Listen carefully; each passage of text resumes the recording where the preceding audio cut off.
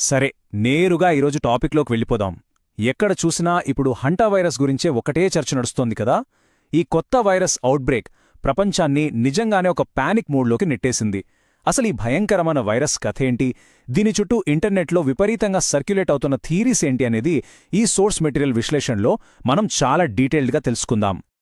అయితే ఇక్కడసలు ప్రశ్న ఏంటంటే, ఇది కేవలం ఒక బయలాజికల్ డిజాస్టర్ మాత్రమేనా, లేక ఎవరైనా ముందుగా ప్లాన్ చేసి వదిలిన మహమ్మారా? ఇంటర్నెట్లో మాత్రం ఇదొక పెద్ద కాన్స్పిరసీ అంటూ గట్టిగానే చర్చలు జరుగుతున్నాయి. మనం మాత్రం ఎలాంటి పక్షపాతం లేకుండా సైంటిఫిక్ వాస్తవాలను, అలాగే ప్రచారంలో ఉన్న ఆ థీరీలను రెండింటినీ తటస్థంగా పరిశీలిద్దాం. ముందుగా కొంచెం బేసిక్స్ మాట్లాడుకుందాం. అసలు ఈ హంటా వైరస్ అంటే ఏంటి? ఇదొక గ్రూప్ ఆఫ్ వైరసెస్. ప్రధానంగా ఎలుకల నుంచి వ్యాపిస్తుంది. వాటి వ్యర్థాలు అంటే లాలాజలంగాని, మూత్రంగాని గాలిలో ఎండిపోయి కలిసినప్పుడు ఆ గాలిని పీల్చడం ద్వారా మనుషులకు ఈ ఇన్ఫెక్షన్ వస్తుంది. ఇక్కడో పెద్ద డేంజర్ ఏంటంటే, వైరస్ సోకిన తర్వాత లక్షణాలు బయటపడటానికి 1 నుంచి 8 వారాల టైం పట్టొచ్చు. ఈ గ్యాప్లో ఆ వ్యక్తికి తనకు వైరస్ ఉందన్న విషయం కూడా తెలియదు, కానీ సైలెంట్గా ఇతరులకు స్ప్రెడ్ చేసే ప్రమాదముంది. ఈ వైరస్ చూపే ప్రభావం ప్రాంతాన్ని బట్టి మారుతూ ఉంటుంది. ముఖ్యంగా 2 రకాల వేరియంట్లున్నాయి. ఒకటి అమెరికాలో కనిపించే పల్మనరీ సిండ్రోమ్. ఇది డైరెక్ట్గా ఊపిరితిత్తులపై అటాక్ చేసి తీవ్రమైన శ్వాసకోశ సమస్యలను తెస్తుంది. రెండోది యూరోప్ మరియు ఆసియా ప్రాంతాల్లో కనిపించే haemorrhagic fever with renal syndrome. దీనివల్ల ఇంటర్నల్ బ్లీడింగ్ జరగడమే కాకుండా కిడ్నీలు ఫెయిల్ అయ్యే సిచ్యువేషన్ వస్తుంది. ఇక్కడ మనం ముఖ్యంగా గమనించాల్సిన షాకింగ్ నంబర్ ఒకటుంది. 33%. అవును, ఈ వ్యాధి తీవ్రత ఏ రేంజ్లో ఉందంటే, పల్మనరీ సిండ్రోమ్ బారిన పడే శ్వాసకోశ సమస్యలు వచ్చిన పేషెంట్స్లో మరణాల రేటు ఏకంగా 33% ఉంది. అంటే దాదాపు ప్రతి 3లో ఒకరు చనిపోయే ప్రమాదం అన్నమాట. నిజంగా ఇది చాలా ఆందోళన కలిగించే నంబర్ కదూ. కానీ ఇదంతా ఒక ఎత్తైతే, ఇప్పుడు జరుగుతున్నది మరొక ఎత్తు. సాధారణంగా ఈ హంటా వైరస్ జంతువుల నుంచి మనుషులకు మాత్రమే వస్తుందని అనుకుంటాం కదా. కానీ అర్జెంటీనాకు చెందిన ఈ యాండీస్ స్ట్రెయిన్ అనే స్పెసిఫిక్ వేరియంట్ మాత్రం ఒక పెద్ద మినహాయింపు. ఇది మనుషుల నుంచి మనుషుల కూడా డైరెక్ట్గా వ్యాపిస్తుంది. ప్రస్తుత గ్లోబల్ పానిక్కి ప్రధాన కారణం ఖచ్చితంగా ఇదే. ఇప్పుడు ఈ అవుట్బ్రేక్కి గ్రౌండ్ జీరో అయిన ఎంవీ హ్యాండియస్ నౌకలో అసలు ఏం జరిగిందో చూద్దాం. ఈ నౌక మామూలు నౌక కాదు సుమా. డచ్ జెండాతో ప్రయాణించే ఈ లగ్జరీ ఎక్స్పెడిషన్ షిప్లో ఒక్కో బెర్త్కి దాదాపు 22,000 యూరోలు ఖర్చవుతోంది. దీన్ని బట్టి ఇదెంతకి ఎక్స్క్లూజివ్ ప్రయాణమో మనం అర్థం చేసుకోవచ్చు. అసలు ఈ వైరస్ ఎంత సైలెంట్గా ఒక సీక్రెట్ ఏజెంట్లాగా ఆ నౌకలో వ్యాపించిందో టైమ్లైన్ చూస్తే ఆశ్చర్యం వేస్తుంది.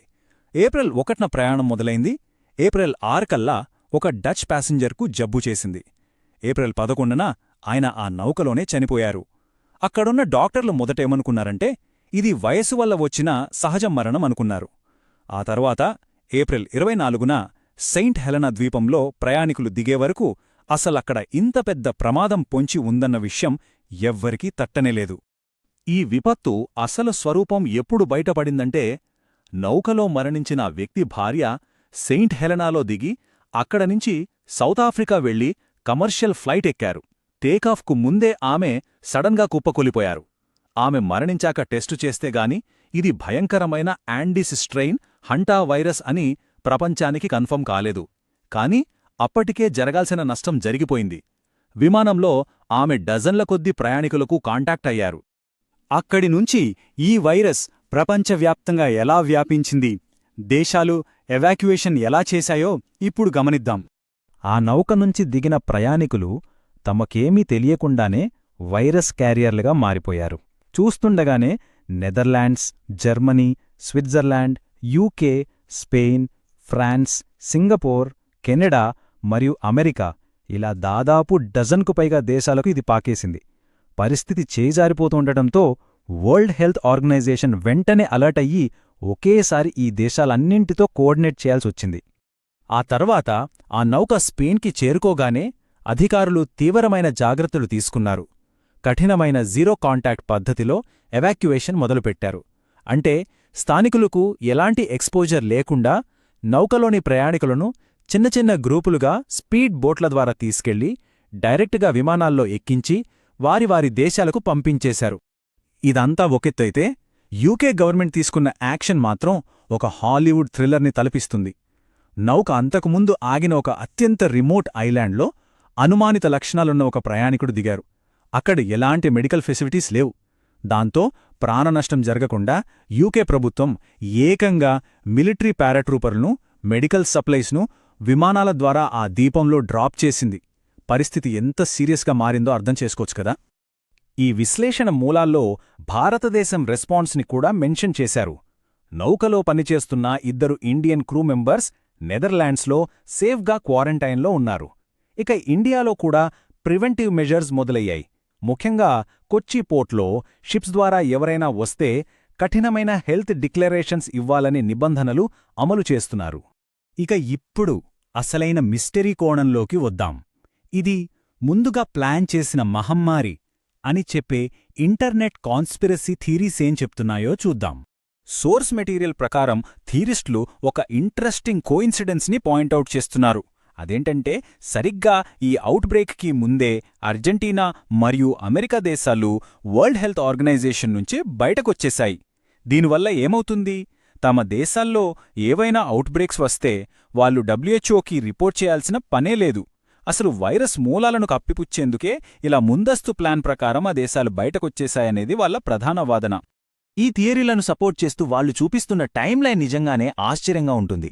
ఒక్కసారి గమనిస్తే, దశాబ్దాల క్రితమే 1997లో ఒక వ్యాక్సిన్కు పేటెంట్ రావటం, ఆ తర్వాత 2022లో సోషల్ మీడియాలో ఒకరు దీని గురించి అంచనా వేయడం, 2024లో మోడర్నాతో ఎంఆర్ఎన్ఏ వ్యాక్సిన్ డెవలప్మెంట్ జరగడం, కట్ చేస్తే సరిగ్గా 2026లో అవుట్బ్రేక్ మొదలవ్వడం. ఇవన్నీ కేవలం యాదృచ్ఛికంగా జరిగిన సంఘటనలేనా అని ఇంటర్నెట్లో పెద్ద ఎత్తున ప్రశ్నలు వినిపిస్తున్నాయి. ఇందులో బాగా సర్క్యులేట్ అవుతున్న ఇంకో విషయమేంటంటే, US army patent number US 5614-193A. Korean war తర్వాత అమెరికా మిలిటరీ ఈ హంటా వైరస్ని ఒక బయాలజికల్ వెపన్లాగా వాడొచ్చా అని స్టడీ చేసింది. వాళ్ల సైనికుల రక్షణ కోసం 1997లోనే దీని వ్యాక్సిన్కి పేటెంట్ తీసుకున్నారు. ఇప్పుడు ఈ పాత చారిత్రక వాస్తవాలను ప్రస్తుత సిచ్యువేషన్కి లింకు చేసి కాన్స్పిరసీలకు మరింత బలం చేకూరుస్తున్నారు. ఇదంతా ఒకవైపైతే, 2010లో బిల్ గేట్స్ చేసిన ఒక కామెంట్ని కూడా సోర్స్ మెటీరియల్ బయటకు తీసింది. ఆయనేమన్నారంటే, మనం కొత్త వ్యాక్సిన్లు, హెల్త్ కేర్ సేవలపై బాగా పనిచేస్తే బహుశా ప్రపంచ జనాభాను 10 లేదా 15% తగ్గించగలం అని అన్నారు. ఆయన ఫౌండేషన్ చేస్తున్న వ్యాక్సిన్ ఫండింగ్ వెనుక ప్రపంచ జనాభాను కంట్రోల్ చేసే చీకటి ఎజెండా ఉందనే ఇంటర్నెట్ కుట్ర సిద్ధాంతాలకు ఈ కామెంట్ మరింత ఆజ్యం పోస్తుంది. సో ఇవన్నీ చూశాక ఏమనిపిస్తోంది? యాండీ స్ట్రెయిన్ సృష్టిస్తున్న ఈ విధ్వంసం నిజంగా కేవలం ఒక విషాదకరమైన బయలాజికల్ యాక్సిడెంటా, లేక ఆ థియరిస్టులు చెబుతున్నట్లుగా పకడ్బందీగా అమలు చేస్తున్న ఒక గ్లోబల్ ప్లానా?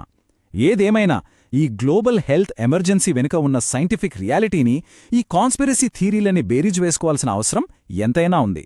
ఈ సంక్లిష్టమైన పరిస్థితి ఎటుదారి తీస్తుందో చూడాలి. మరి ఇదంతా చూశాక ఈ మిస్టరీ గురించి మీరేమనుకుంటున్నారు?